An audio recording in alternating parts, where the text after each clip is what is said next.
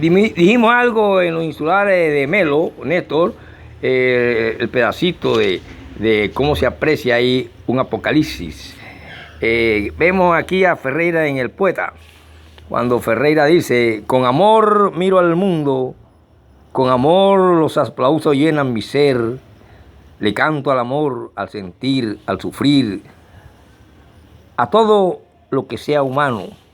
Nadie sabe de mí al salir del espectáculo, donde aún resuenan en mis oídos aplausos del recital. La gratitud a ese auditorio, siento, soy el poeta. Ahora en la calle vuelvo a mi quehacer, a mi alto saber, amar a los libros, oficio común. Por supuesto, cuando hacemos el Día Mundial del Libro, el libro de los libros es la Biblia, y por eso hablamos de Apocalipsis, pero entonces resulta que todas las culturas han tenido movimientos culturales y políticos. Los verdaderos celosos de la ley de Dios, los verdaderos celosos de la teocracia israelita, los celosos de cuidar y guardar, aunque ya habían más de 900 leyes, eran los fariseos en época de Jesús. Y ellos eran los que hipócritamente, Jesús se lo hacía ver, hablaban de las cosas de Dios y trataban de tener una sociedad regida a la ley, y muchas más que hicieron, pero ninguno cumplió, y ahí es donde se diferencia Jesús como fariseo de los fariseos que gobernaban como partido teocrático y político y religioso, que eso significa teocracia, gobernar en nombre de Dios. Y entonces Jesús cumple y ellos no. Por eso dice: ¿quién de ustedes le tira la primera piedra? Todos se miraron, y al mirarse por dentro se les mordió la conciencia. Aquí en Colombia hubo un movimiento llamado el nadaísmo, y el nadaísmo hacía que los seres humanos se mordieran la conciencia. Eso fue lo que hizo Jesús allá. Eso lo hizo el Señor, el Mesías.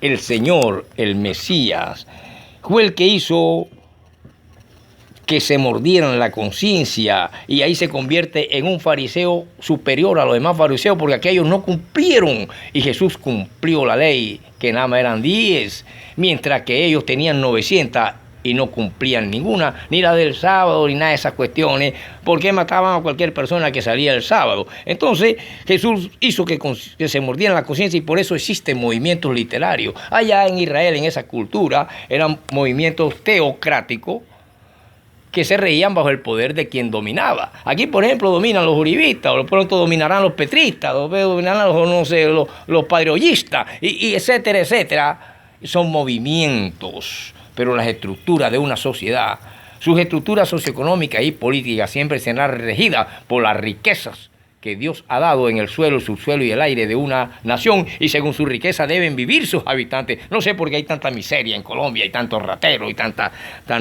cosa. Por lo tanto, aquí surgen así como subieron los insulares, del cual Melo habla del Apocalipsis, y Ferreira en su libro también parece que nos presenta una catedral incendiada como especie de algo, porque así está en la estrofa, en una estrofa de ella, que en un versito de él dice: huyan, dice Melo, huyan, dejen todo, cartera, mujer, hijo, cada uno sálvese como pueda. El Señor vino a salvarnos a todos, y se convierte en el verdadero cumplidor, y por lo tanto fariseo sobre fariseo, porque era judío, y los judíos también habían fariseos, y etcétera, etcétera. Y de esa manera, ya ve, señora, que no me he equivocado cuando dije que era así, pero sin embargo el Mesías es universal. Y aquí en Barranquilla hubo un Mesías, un hombre barbón, blanco, desconocido, y andaba a las calles de Barranquilla. Decían que era loco, pero era un misterio, y todos le decían el Mesías. Y una buena tarde desapareció, vestía totalmente de blanco. Aquí en La Arenosa, en la ciudad de Barranquilla, le decían el Mesías. Por lo tanto, cuando el poeta Robinson dice ese verso, es porque el poeta sabe y resuenan en sus oídos los aplausos de un sencillo recital. Por lo tanto, aquellos grandes poetas como Salomón, David, son diferentes a que usted me venga a decir ahora que anoche Dios le dijo. Dios no le ha dicho nada. ¿Qué le va a decir Dios?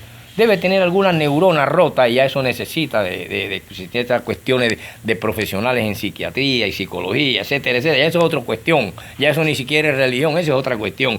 Por lo tanto, cuando nosotros vemos ya movimientos como el modernismo, tenemos que hablar de José Asunción Silva. Pero también hubo el nadaísmo, que es un poco más hacia acá.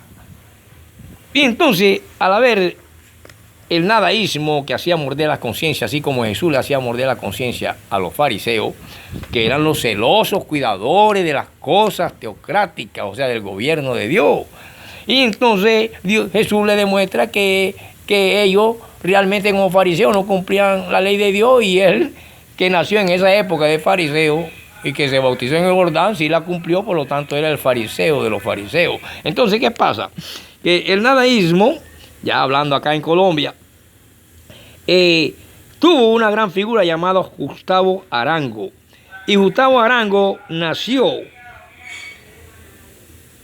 en Antioquia,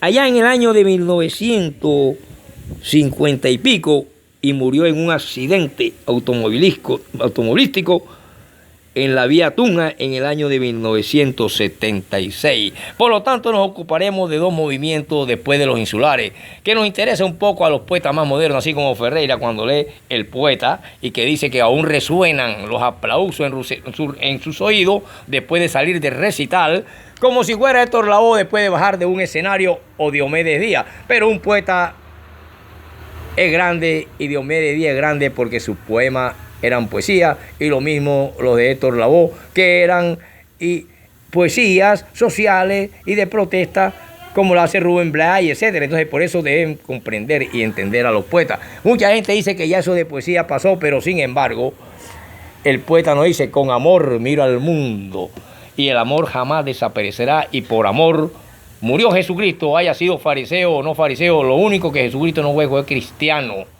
porque Jesucristo murió sin saber que iba a haber un pensamiento llamado cristianismo, como murió Carlos Marx, que no supo si después iba a haber un movimiento llamado marxismo, que lo iba a tomar Vladimir Ilyinov Lenin y llevaría a hacer de aquella Rusia zarista una potencia en el mundo, hasta formar un bloque socialista de unos países que entonces querían vivir a la costilla de la Rusia, así como muchos países decadentes quieren vivir en los préstamos de Estados Unidos.